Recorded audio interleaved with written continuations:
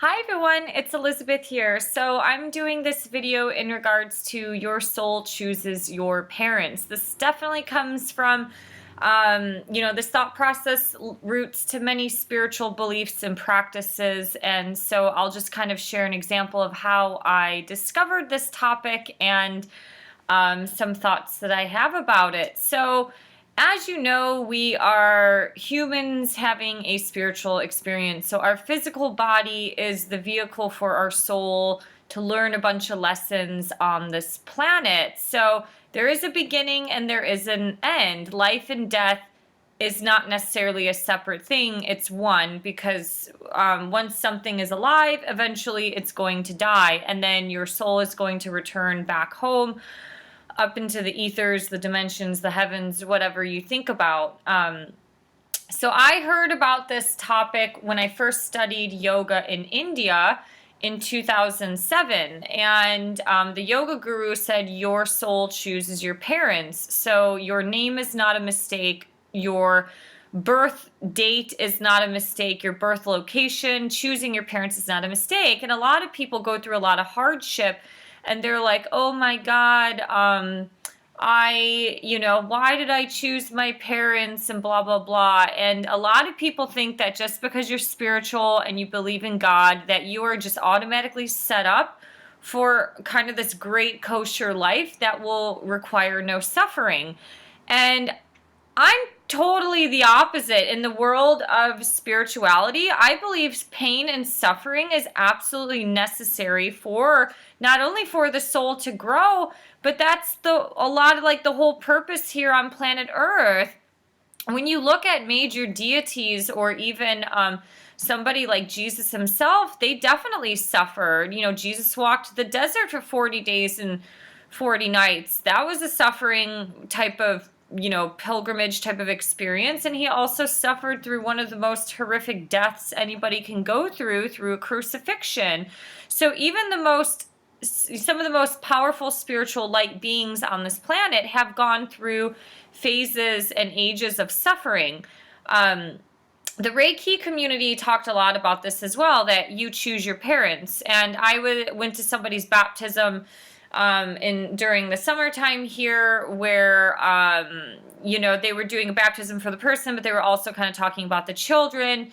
And the two kind of like Christian leaders were saying a little prayer, and they were saying, God, you helped my two daughters and I, or my two daughters choose us to be their parents, to guide them through this life, and blah, blah, blah. And so even somebody from the Christian community said, or had that belief that their daughters' souls chose them for a purpose and for a reason. So it is no mistake. We live with the universal laws of love and compassion. And I think I might have said this in another video, but some of the strongest and most wise souls I've met in this life are the people who come from the toughest backgrounds or the most broken families. And there is a reason why they chose that experience. It could be to teach their, soul how to grow and how to expand and evolve and really overcome a lot of the pain and suffering that happens on planet Earth. Some of their souls might have chose that experience because it's kind of like payments of debts or the balancing act of karma. So for example, somebody who's born into a very easy life, their soul doesn't have to suffer or grow as much. Things are kind of handed to them. Most things on this planet are very easy. People who choose a harder life, they are setting themselves up to grow. A lot of people escape growth through a lot of means like suicide or just being in doubt and disbelief, or kind of, whether they're hanging out with the wrong crowd or con artists and then they get themselves in trouble. You see this a lot with like inner city gangs. They don't really grow up with a whole lot of guidance, and so their community or the people that they know are people from gangs, and then they get involved in some of this stuff, and it's really hard to get out of it. I said this in my book, Finding Om. I was always so fascinated by certain stories with athletes because I studied sport management in my undergrad. And there were always these stories about rags to riches. I'm originally from Cleveland. LeBron James is a perfect example. He didn't really have a father. He was raised primarily by a single mom in Akron, which is a very that city has suffered quite a bit, and look at him now. He became famous. A lot of people think that they're going to become famous, and that's just such a small percentage of society. So we can all come from our own rags to riches type of story. It's the same as a man who's born into a poor family and then ends up becoming like a CEO or an owner of some business. I saw this with my ex-husband, born into a lower middle class family, ended up becoming a pioneer in the housing industry and is doing very well for himself because he chose to educate himself and get higher degrees. So a lot of the lessons in life, like I said, are here to understand this universal law of love and compassion. So karma does have a little bit of a role to play when you're choosing your parents. So, for example, everything has to balance out. So, if you were an aristocrat in a former life, then in this life, you might actually be born into poverty, or you might end up becoming homeless in this life. Let's see, if you were a person who, let's say, enjoyed abusing people or murdered people in your past life, you enjoyed the pain and suffering that other people had, maybe in this life you will come back and become one of the most compassionate people, or you might be a leader of some sort of organization. Maybe it's for like abused women. You might fight sex trafficking. So there's always these balancing acts that things from your past will kind of come back and balance itself out.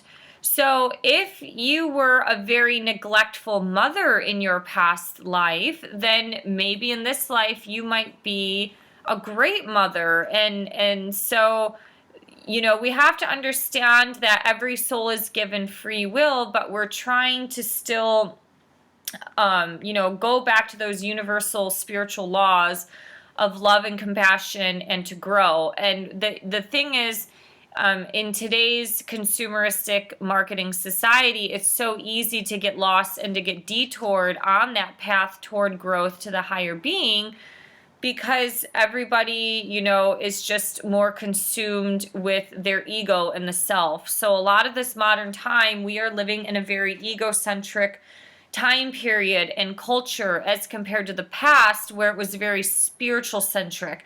It doesn't matter if you were a Celtic person or a Germanic tribesman in Europe, or if you were part of the Mayan culture in Mexico, or a Native American in North America. All of these cultures throughout the last 2,000 years have been very spiritual and have been more connected to the divine than now, and that has a lot to do with the astrological ages. So some people do believe that the soul chooses its parents. You have soul connections and contracts, and you have a soul group to where you guys will kind of meet up during certain stages and times of your life to help each other learn and grow. That doesn't necessarily always mean positive experiences. They might be negative experiences, but you will end up meeting people that feel familiar or that you have a very strong bond and connection to, and there's probably a reason why. You guys have something to work out or something to support each other in this life, whether that is being a friend or a coworker, or maybe a lover or a husband or a wife, a sister and a brother, things like that. There are some people who do believe that God chooses your life, and you are like the actor or the actress in your own life, and you, with God, create a plan, and you look at your life. You look at the movie that you're going to play. That movie might be 6 months. That movie might be 92 years. Obviously, with modern medicine today, we are kind of, surpassing a lot of these things in the world of natural law, because science is starting to be able to manipulate a lot of natural law. So, people are living a lot longer nowadays. But we all have a beginning and we all have an end. And so, if you're with God, kind of looking at your potential movie that you're going to make, you're going to sign up for this movie for a specific reason, and that includes choosing your parents. Now, everything is vibratory, so everything on this planet is energy. Even this silly computer screen that I'm talking to is energy, although it's like a hard device. It still comes with some form of natural material in it, so everything is energy, and the internet itself is kind of mind-blowing to some degree. So where I'm going with this is that some spiritual people say or believe that your kind of soul's frequency or vibratory pattern will match up with the vibratory pattern of what is going on in the mother's womb. That is, some people believe that, some people don't. Some people just think like you automatically choose your parents, so you will be born at a specific, date and time and at a certain age of your mother and blah, blah, blah. And what is amazing is that at that point of conception, when kind of the spirit and the soul starts to kind of enter the womb, upon that baby's first breath into life, that's when your astrological blueprint is created. It's basically like once that breath is taken, it's like taking a photograph, and it's the photograph of the sky. And so all of that energy that's up in the celestial world has a massive impact on who you are cosmically in this life, naturally gifted, man-made from God. And, as you age, things like your home and the parents that you have, and society and the school system will also influence your character. We have certain things like genetics and stuff like that will play a role. They're seeing a lot with mental health now is rooted to a lot of family genetics. And obviously, you could naturally have high blood pressure and eat healthy, and it could just be a genetic thing from your family. So these things do happen. But yeah, that astrological blueprint that you have in the sky is yours, and generally, like, no one else has it. There could be somebody, in Seattle, Washington, the baby in Seattle, Washington versus like the baby in Cleveland, Ohio can take its breath at the first and the exact same time, but their geographical location is going to give them a different blueprint because the sky and the heavens are different looking at those different locations, and it affects things like the ascendant and the rising sign is different in various parts of the planet when you're born. And there's certain energetic patterns. Like if you're born during the daytime, you have certain types of qualities that are maybe a little bit different than people who are born at the nighttime. So it's not saying it's always this way, but there's, astrology has its truth and it has its patterns into it. So yeah, I just wanted to share some of these thoughts about how or why the soul chooses its parents. Everybody has a different belief on it, but it's a combination of your soul is signing up for its own kind of actor or actress role in a movie. Specifically, it's for growth. Maybe sometimes it's to have a little bit of an easier life. So for example, if you were homeless and poor in a former life, then maybe this life you might experience, being born into a wealthier family where struggle isn't as difficult because you're a little bit more affluent. But yeah, if your soul isn't learning lessons and you're cutting out in lives, your debts are still going to kind of remain there. It's still going to be debited from kind of like your soul's bank account because you're not learning your lessons. So you're going to sign up to do the same thing again and again and again. And that's why a lot in the spiritual communities, they say suicide. It's a tragic event to experience on this human plane, but as a soul, it's like a cop out for your soul's growth, and your soul will come back to learn the exact same lessons. So, no matter how hard it is on this earth plane, in your ego, in your lower mind on this planet, if we can start to have a little bit more of a spiritual backbone or a spiritual mindset and take a step back and be like, okay, I'm going through suffering, whether you want to call it the dark night of the soul or just pain and suffering. Why am I going through this? Is this something that I need to continuously go through?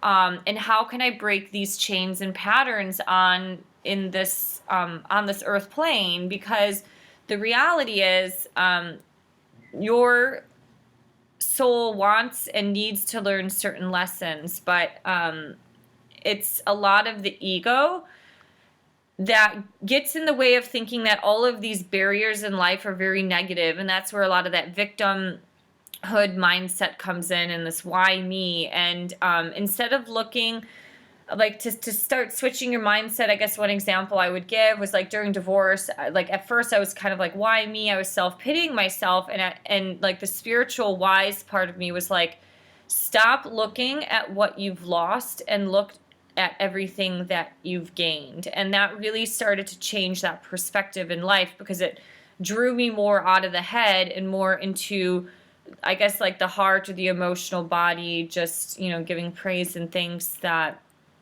I had a good experience. So, yeah. Anyways, I'd love to hear some thoughts if you think your soul chooses your parents. There's even a biblical verse that is, let's see, John 15:16, which says, "You have not chosen me, but I have chosen you." I'm not sure if that exactly is related to something along these lines of the soul choosing its body, but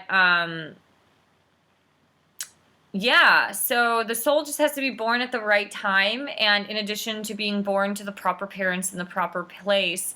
And when you start to look at that, how could you not be spiritual? Because the amount of energy and kind of like cosmic work at play, it's absolutely amazing. I've noticed a lot of situations in my life, it's like a game of shuffleboard. I hate relating things to movies, but like when I watched the movie The Hunger Games many years ago, I was like, Jesus, I was like, a lot of the spiritual realm is kind of like that, because as Katniss is running through the forest, they're like, let's give her a challenge. So, they brought out some wolves, or kind of like, I think they were, like pigs or something, hyenas type of animal. And then when she was sitting in the tree and she was hurt, she really needed help. And then this little thing came down.